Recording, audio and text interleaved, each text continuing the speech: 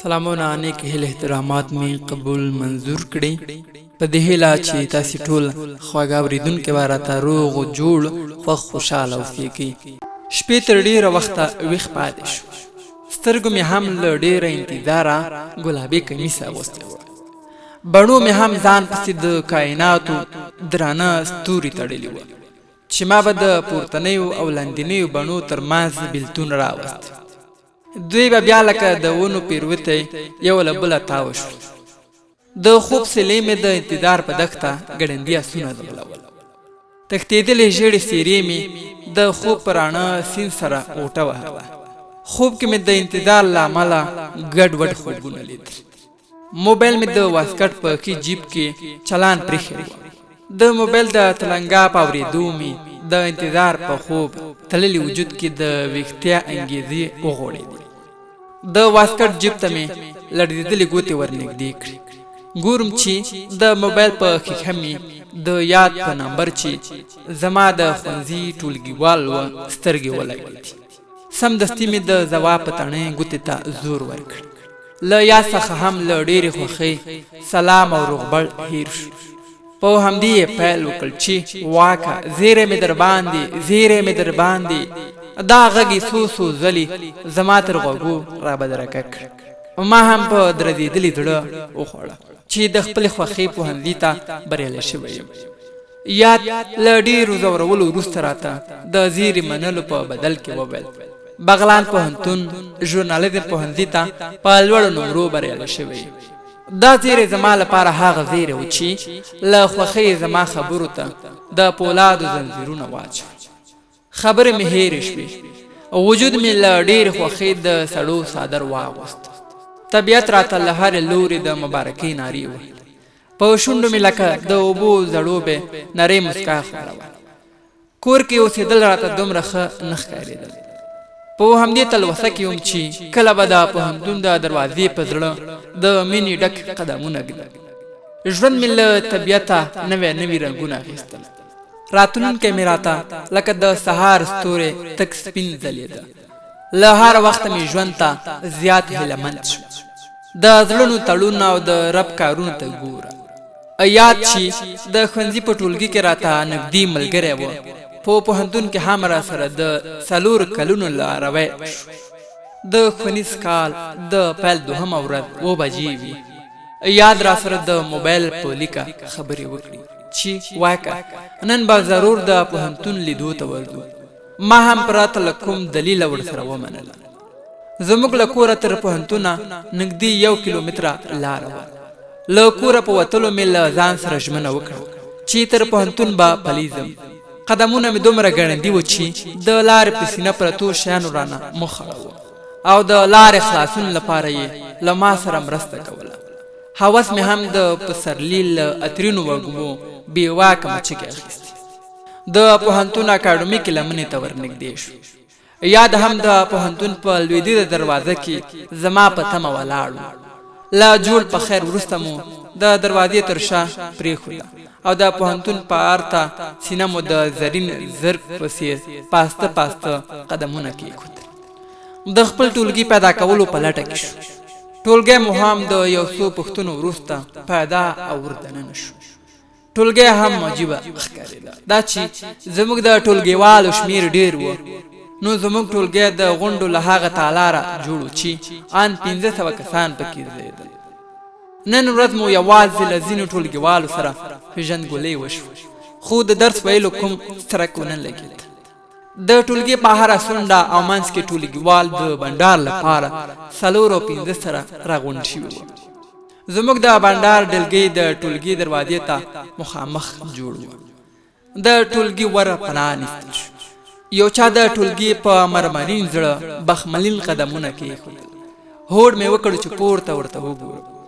سترګې مې بې واکه نښترینه زینه د هغې له قدمونو د مختاج محل ته کېښود. د نظر غوښو مې د هغې واورین مخ ته خپله بېرحمه نښه برابره کړه.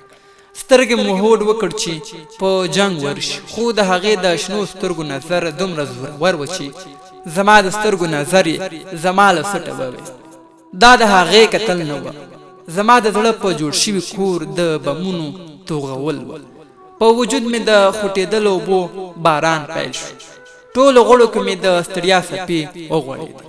د هغې د ښایست په رنګینه بازار کې مې ځان لکه یتیم ماشوم ورک کړ او زړه مې هم خپل عاطفي وجود د کبابي په سیخانو کې وپیایه. له ځان سره مې وویل واکه دا خو به خوب نه وینم. نه دا خوب نه و، هر څه رښتیا و. د ټولګیوالو مو په بنډار کې خبره پای ته ورسېد او ډله له ټولګي وتل. یاد را باندې غږ وکړ چې واکه نور به ځو. ټول لاړل خو زما زړه په ټولګي کې لکه د بنګال توتي بند پاتې شو. پخو مې په تلو پیل وکړ خو زړه مې د ټولګي تورې تختې له تورو سره پیلې پاتې شو.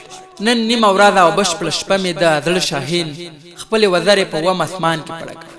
نظر مې د هغې څېرې مخ ته کول. ویرېدم هسې نه چې د پښو لاندې قدمونو لاندې مې نشي. کرۍ شپه مې په ولاړو بڼو او لوڅو سترګو تېره کړه. په همدې فکر کې وم چې د دې ګلرنګې کاپیرې نوم به څه وي. هو دومره ډاډه وم چې د ټولګي په حاضري کې خو به خامخا د دې نوم وي.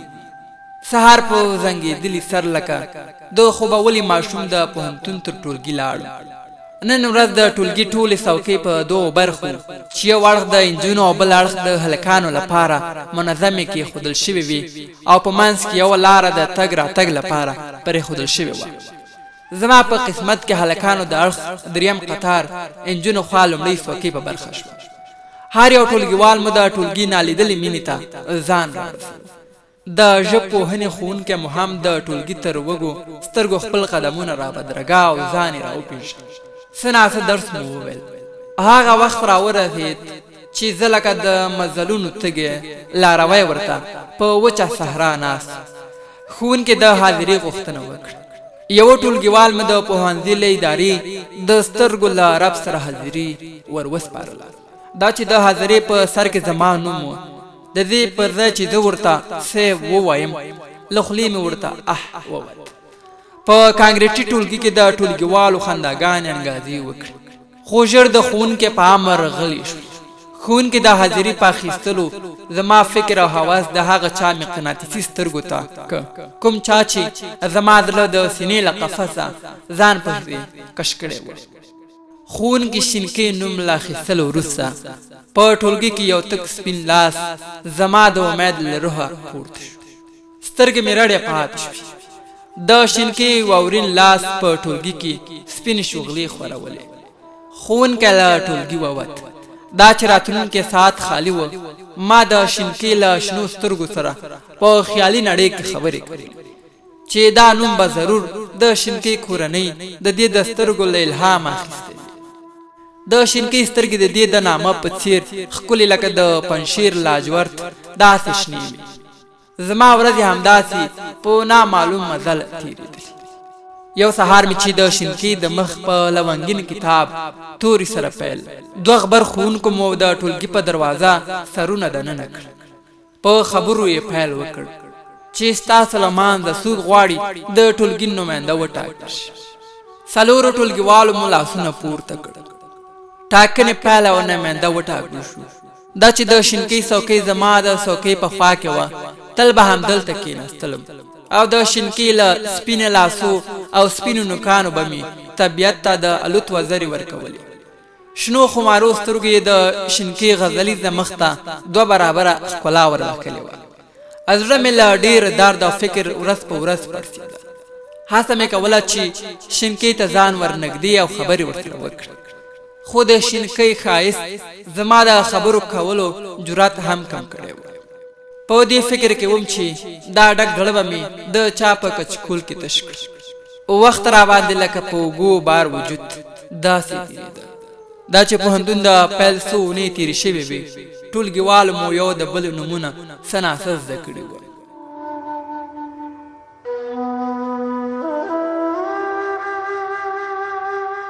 له خپل څنګه غږ را باندې وشو. واکه سمدستي مې د زړه مړاوي تارونه په ترنګېدا راغله چې ورته مې وکتل.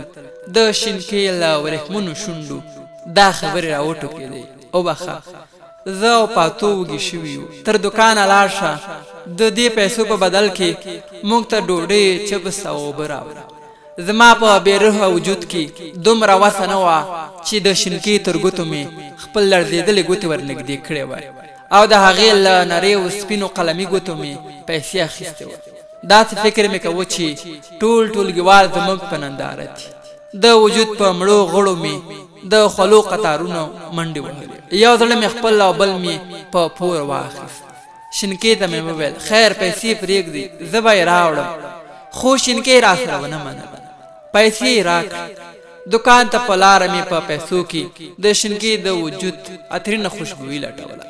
دوکاندار ته مې له خپل جیبه پیسې ورکړې او د شینکي پیسې مې لکه د شهید ډالۍ په خپل جیب کې کلکې وساتلې. شینکي او پاتو دواړه زما په انتظار د ټولګي په دهلیز کې ولاړ چې دواړه مې د سترګو د نظر لاندې راغله.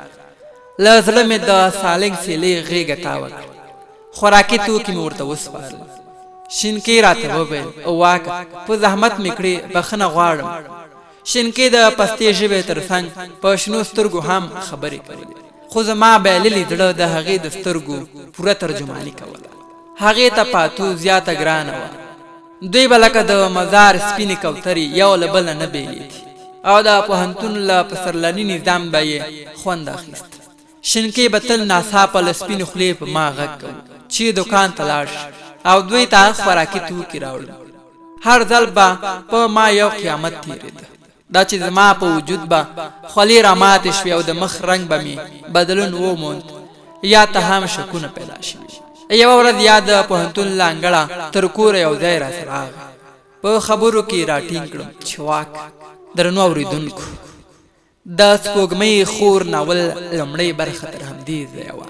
دا چې دوهمه برخه کې څه کېږي نو هغه به راسره سبا ورځې خپرونه کې واورئ. تر هغې مو په پاک څښتن تعالی رب سپارم. هر چیرې چې یاستئ خات ودان کامیاب اوسئ. بې مینې بې جانانه مه شئ. خدای مو مل ښه وخت.